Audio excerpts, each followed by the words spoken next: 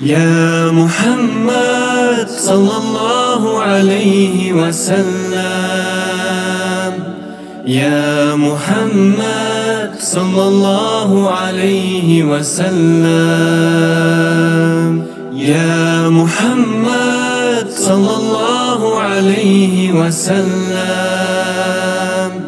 يا محمد صلى الله عليه وسلم.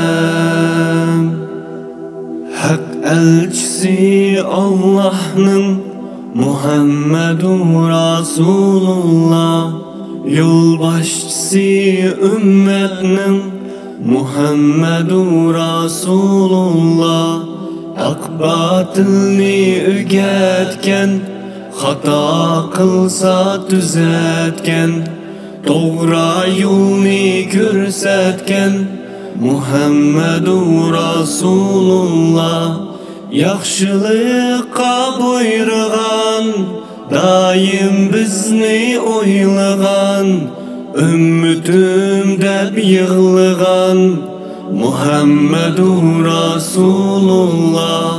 Qol kötürüp duaga, köp yaldurup Allahqa, ümmetim deb can bergen Muhammedur Rasulullah.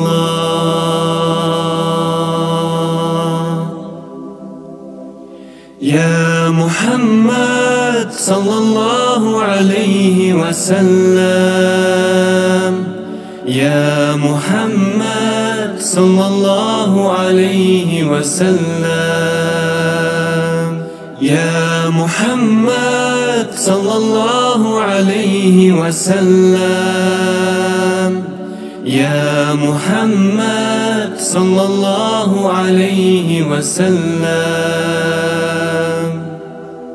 İlip gelgen Kur'an'ni, nur hidayet furqanni, düşendürgen imanni Muhammedur Rasulullah. Onun yolu saadet, mizanıdır adalet.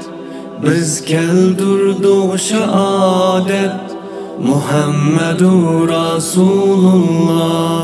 Yaxşılıqqa buyurgan, daim bizni oylagan, ümmetim deb yığılgan Muhammedur Rasulullah.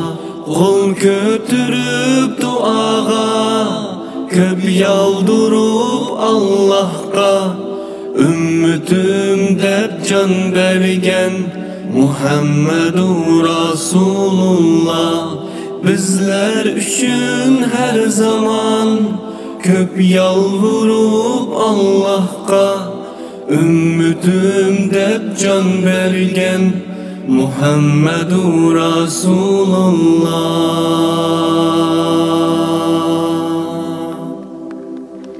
Ya Muhammed sallallahu aleyhi ve sellem,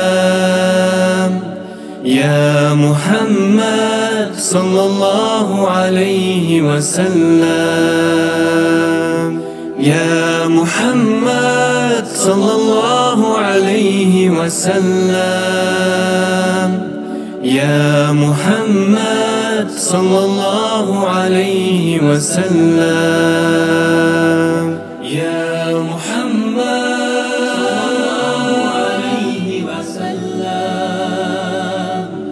ya Muhammed